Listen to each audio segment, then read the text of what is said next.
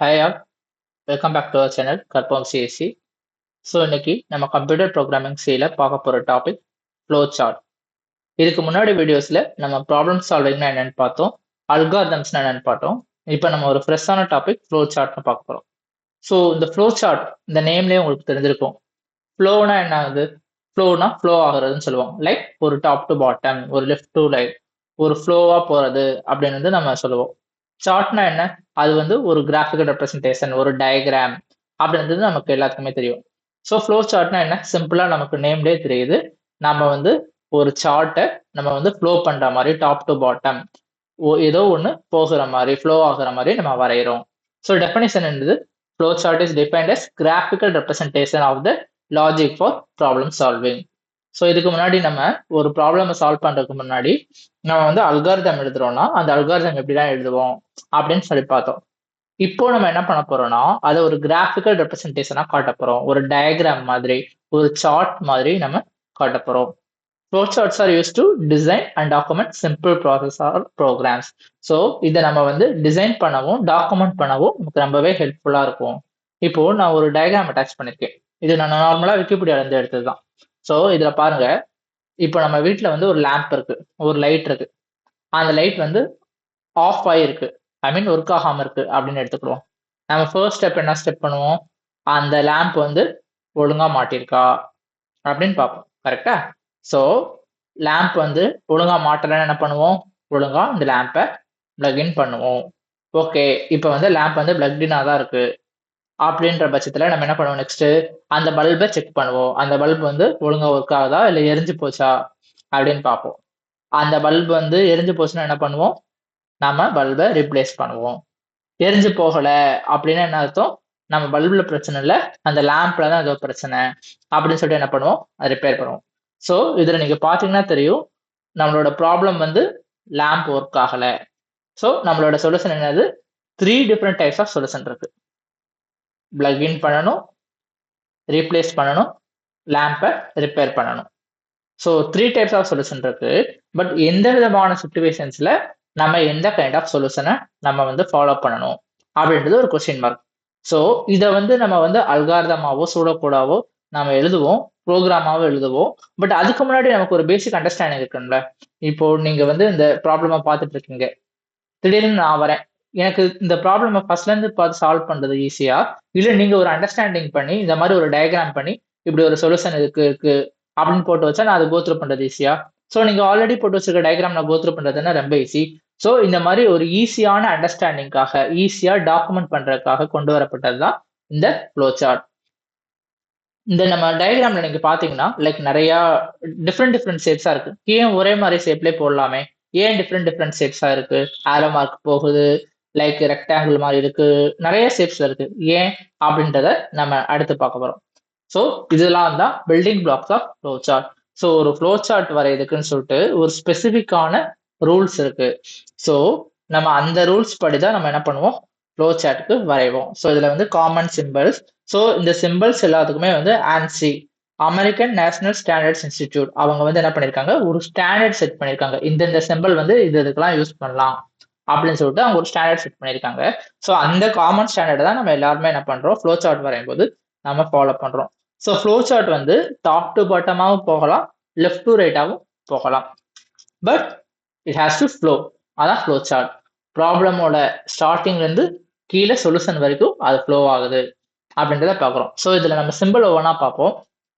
So first simple இதில் நீங்கள் பார்த்தீங்கன்னா தெரியும், ஃபர்ஸ்ட் சிம்பிள் வந்து ஃப்ளோ லைன்ஸ் அப்படின்னு போட்டிருக்க, ஒரு ஆரோ மார்க் மாதிரி இருக்கு, தெரியுதா?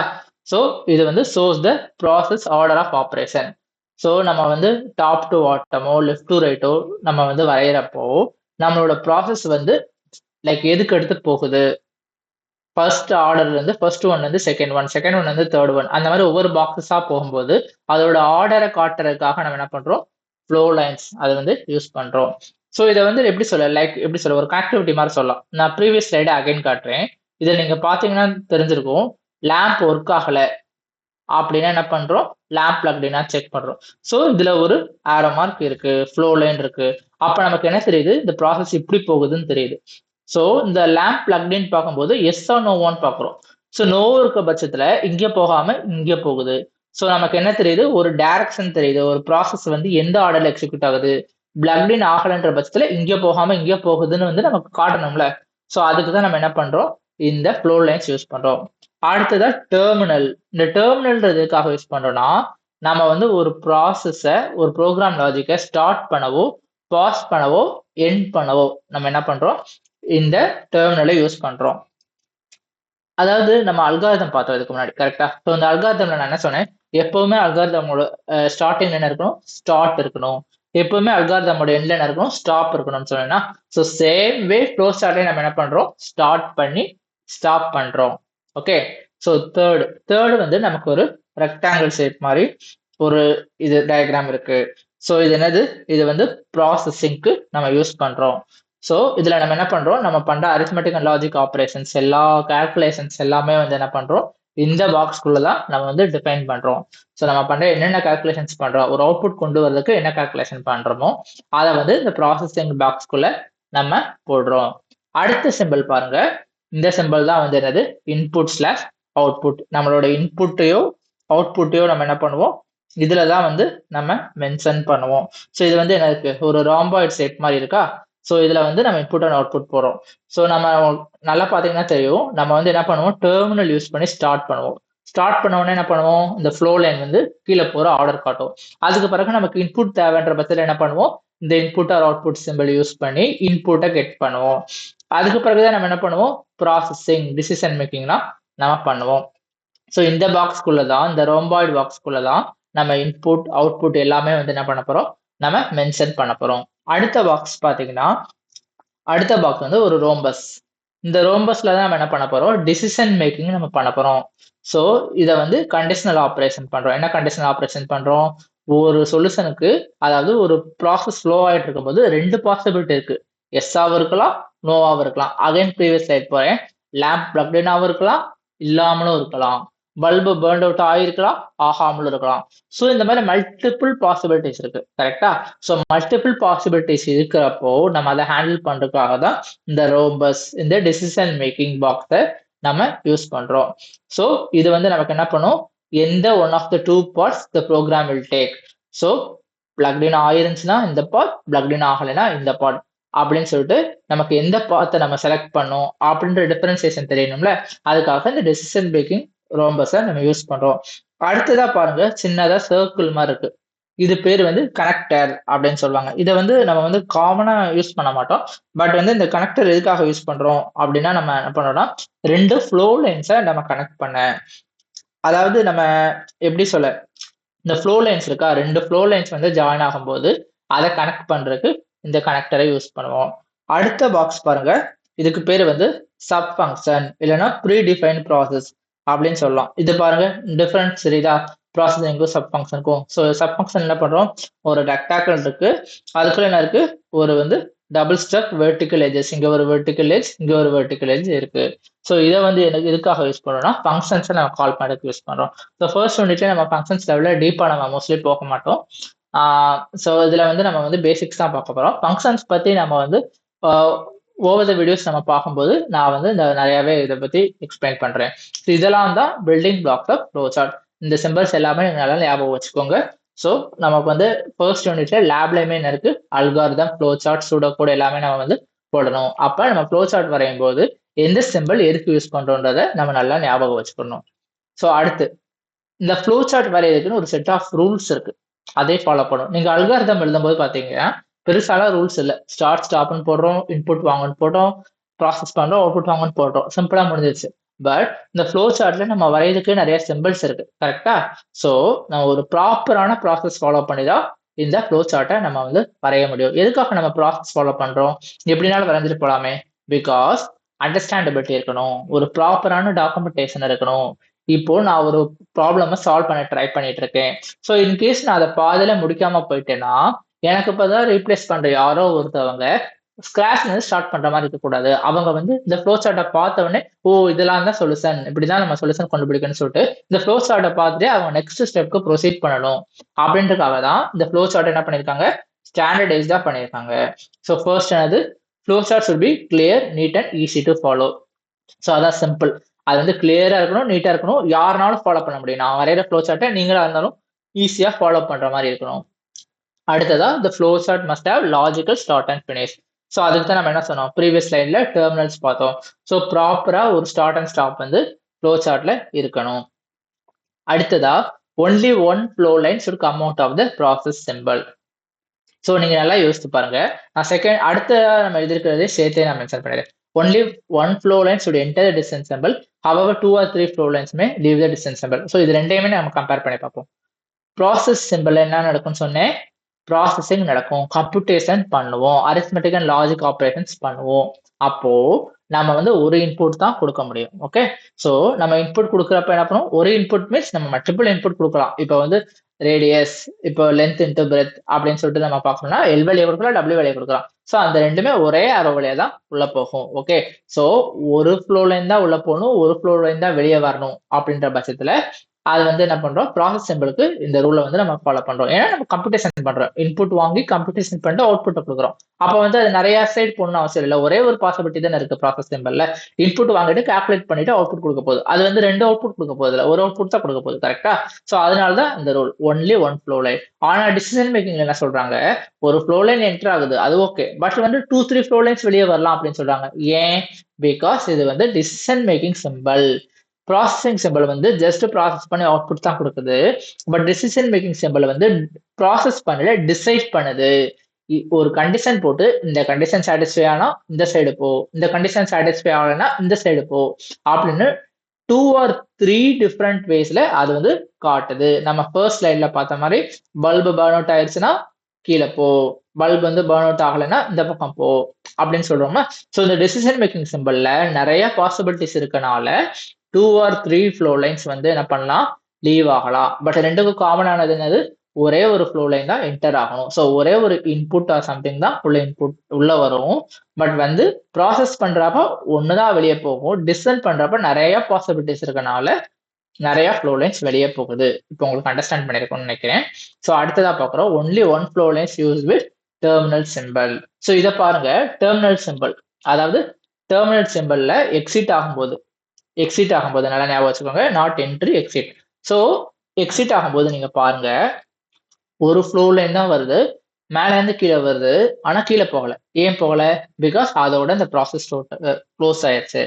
இதை வந்து நீங்க ஆப்போசிட்டா போடலாம், ஸ்டார்ட் ஆகும்போது போகலாம். ஸ்டார்ட் ஆகும்போது என்ன பண்ணும், ஸ்டார்ட் ஆகும்போது மேல இருக்க ஆரோ மார்க் வராது, ஸ்டார்ட் ஆகிட்டு அது கீழே இருந்து அந்த ஃப்ளோ லைன் வரும். ஸோ டெர்மினல் சிம்பிள் வரும்போது ஒரே ஒரு ஃப்ளோ லைன் தான் வரணும் அப்படின்னு போட்டிருக்கு. அடுத்த 2 ரூல்ஸ் போட்டிருக்கோம்.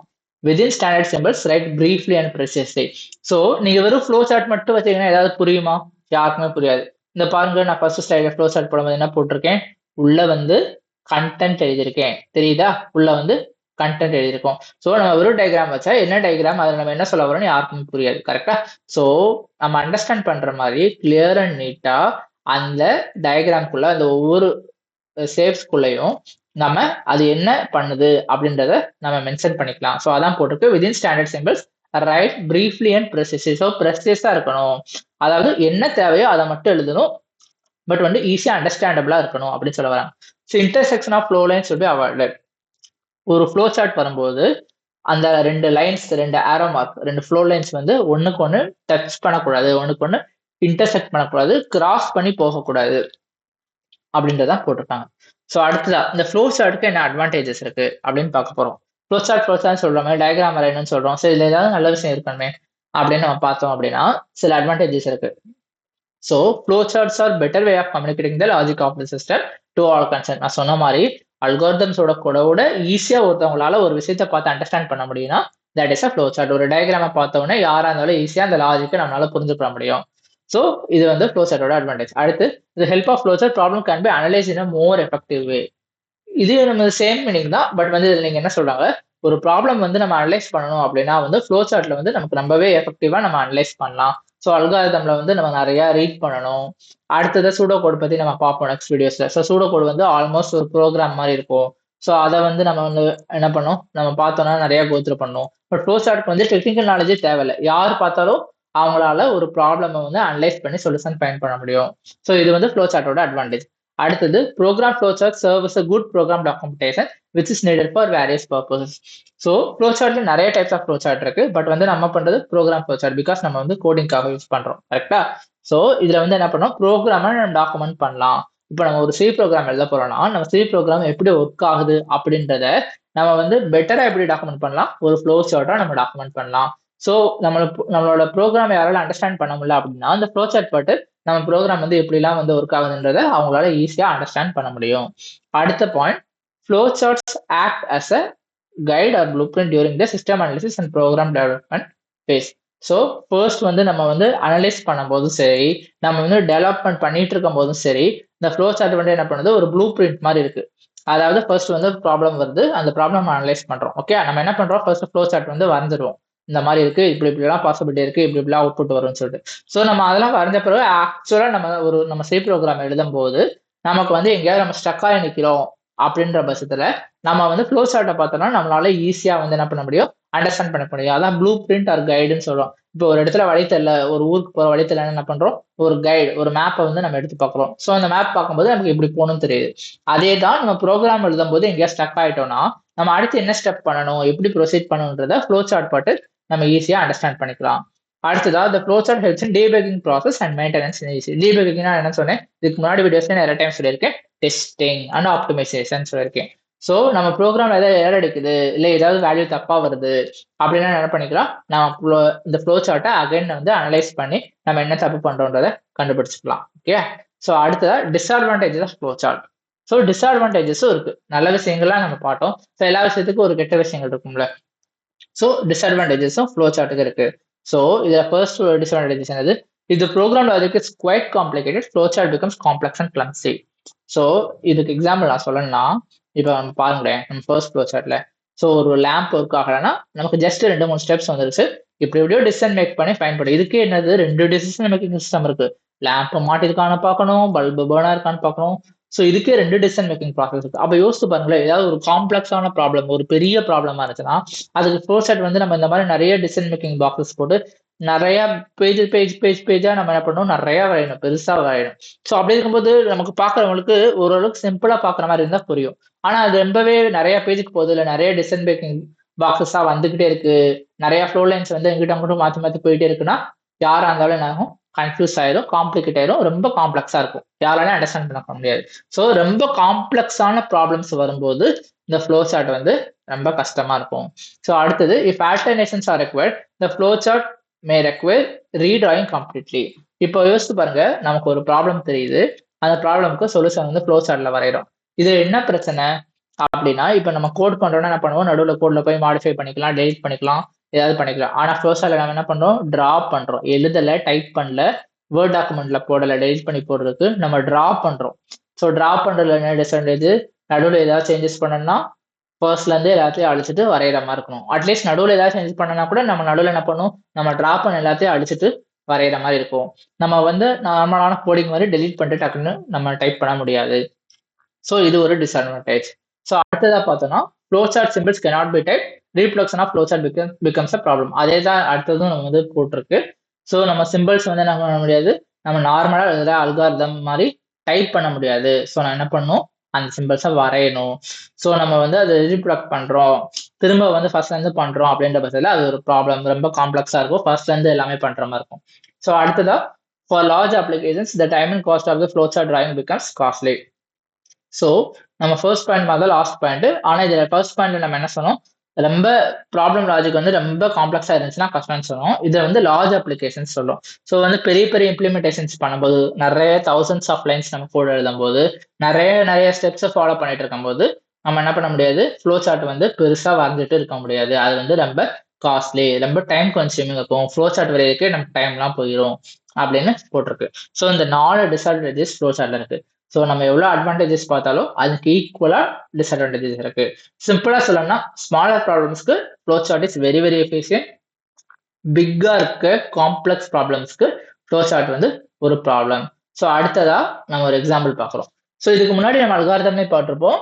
நம்ம வந்து ஏரியா ஆஃப் த சர்க்கிள்க்கு எப்படி அல்காரிதம் எழுதணும்னு நம்ம பார்த்தோம், கரெக்டா? ஸோ இப்போ ஏரியா ஆஃப் த சர்க்கிள்க்கு ஃப்ளோ சார்ட் எப்படி வரையணும்னு நம்ம பார்க்க போறோம். ஸோ சிம்பிளா நான் சொன்னேன், என்ன சொன்னேன், ஃபர்ஸ்ட் வந்து என்ன பண்ணணும், நம்ம அந்த சிம்பிள் போடணும். அது என்ன சிம்பிள்? டெர்மினல் சிம்பிள் அப்படின்னு படிச்சோம். கரெக்டா? ஸோ நம்ம டெர்மினல் சிம்பிள் என்ன பண்ணுது? Indicates start and end of the program அப்படின்னு சொன்னேன். கரெக்டா? ஸோ நம்ம என்ன பண்றோம்? ஃபர்ஸ்ட் வந்து ஸ்டார்ட் பண்ணிருக்கோம். ஸ்டார்ட் பண்ணிட்டு அதுக்கு பிறகு என்ன பண்றோம்? நம்ம வந்து போறோம். இந்த ஃபர்ஸ்ட் இந்த ரூல் பாத்தீங்களா? ஒரு ரூல் போட்டிருந்தோம். என்ன சொன்னோம்? டெர்மினல் லைன்ல இருந்து ஒரே ஒரு ஃப்ளோ லைன்ஸ் மட்டும் தான் போகணும். இல்ல ஒரே ஒரு ஃப்ளோ லைன்ஸ் மட்டும் தான் வரணும். 2 ஃப்ளோ லைன்ஸ் இருக்கக்கூடாதுன்னு சொன்னேன். பாத்தீங்களா? ஒரே ஒரு ஃப்ளோ லைன் மட்டும் தான் வந்து போயிருக்கு. மேல ஏதாவது ஃப்ளோ லைன் வந்திருக்கா? வரல. கீழே அதே மாதிரி எண்டுல பாருங்க ஒரே ஒரு ஃப்ளோ லைன் தான் வந்திருக்கு. ஏன்னா அதோட முடிஞ்சிருச்சு. இது இங்க இருந்தா ஸ்டார்ட் ஆகுது. ஸோ இது ஒரு ரூல். நல்லா ஞாபகம் வச்சுக்கோங்க. செகண்ட் வந்து இது என்ன சொன்னோம்? நம்ம இன்புட் கெட் பண்றதுக்கு இந்த ரோம்பாய்ட் சிம்பிள் யூஸ் பண்றோம்னு சொன்னோம். ஸோ இதுல நம்ம இன்புட் என்னது? ஆர் ரேடியஸ்ன்றதை நம்ம ரீட் பண்றோம். ஸோ அதனால என்ன பண்றோம்? இந்த இன்புட் அவுட்புட் பாக்ஸை நம்ம போட்டிருக்கோம். அடுத்து அங்கிருந்து என்ன பண்ணுது? இன்புட் வாங்கிட்டு கீழே போகுது. அடுத்து இந்த ரெக்டாங்கிள் என்ன சொன்னோம்? ரெக்டாங்கிள் வந்து ப்ராசஸ் சிம்பிள். இது வந்து என்ன பண்ணுது? ப்ராசஸ் பண்ணுது. ஸோ இதுல ப்ராசஸிங் என்னது? ஏரியா கம்ப்ளீட் பண்ணணும். So 3.14 pi value into r நம்ம கெட் பண்ற இன்புட்டை மல்டிப்ளை பண்றோம். ஸோ நமக்கு ப்ராசஸ் பண்ண உடனே அந்த அவுட்புட்டை டிஸ்பிளே பண்றதுக்கு அகைன் என்ன பண்றோம்? இதே பாக்ஸ் தான். இதை நம்ம இன்புட் அவுட்புட் பாக்ஸ் சொன்னோம். கரெக்டா? ஸோ இந்த பாக்ஸ் நம்ம இன்புட் கெட் பண்ணவும் யூஸ் பண்றோம், அவுட்புட்டை டிஸ்பிளே பண்ணவும் யூஸ் பண்றோம். ஸோ இதுல என்ன பண்றோம்? நம்ம கடைசி அவுட்புட் ஏரியாவை நம்ம டிஸ்பிளே பண்றோம், பிரிண்ட் பண்றோம். எல்லாமே முடிஞ்ச பிறகு நம்ம வந்து இந்த ஃப்ளோ சார்ட்டை க்ளோஸ் பண்ணணும். ஸோ அதுக்காக என்ன பண்றோம்? அகைன் இந்த டெர்மினல் போட்டு முடிஞ்சிருச்சு எண்டு அப்படின்னு சொல்லிட்டு சொல்றோம். ஸோ இதுதான் இது வந்து பேசிக் ஃப்ளோ சார்ட். ஸோ இன்னைக்கு பார்த்த வீடியோ உங்களுக்கு அண்டர்ஸ்டாண்ட் ஆயிருக்கும்னு நினைக்கிறேன். நம்ம நெக்ஸ்ட் வீடியோல சூடோ கோட் என்னன்னு பார்க்க போறோம். அதுக்கு பிறகு நம்ம வந்து அதுக்கப்புறம் இருக்க வீடியோல வந்து என்ன பண்ண போறோம்னா ஒரு 4-5 ப்ராப்ளம்ஸ்க்கு algorithm, flow chart, pseudo code இது எல்லாமே எப்படி பண்றது அப்படின்னு சொல்லிட்டு பார்க்க போறோம். நீங்க ஃபர்ஸ்ட் யூனிட்ல பாத்தீங்கன்னா தெரியும் ப்ராக்டிகலுக்கு என்ன சொல்லியிருக்காங்க. மினிமம் ஒரு 3 ப்ராப்ளம்ஸ்க்கு இந்த அல்காரிதம், ஃப்ளோ சார்ட், சூடோ கோட்லாம் நம்ம பண்ணணும் அப்படின்னு சொல்லியிருக்காங்க. ஸோ நம்ம ஒரு ஈஸியான ப்ராப்ளம் வந்து நம்ம எடுத்து கொஞ்சம் காம்ப்ளெக்ஸான ப்ராப்ளம் வரைக்கும் நம்ம என்ன பண்ண போறோம்னா அடுத்து வரப்போற வீடியோஸ்ல பார்க்க போறோம். ஸோ தேங்க்யூ ஆல் ஃபார் வாட்சிங் திஸ் வீடியோ.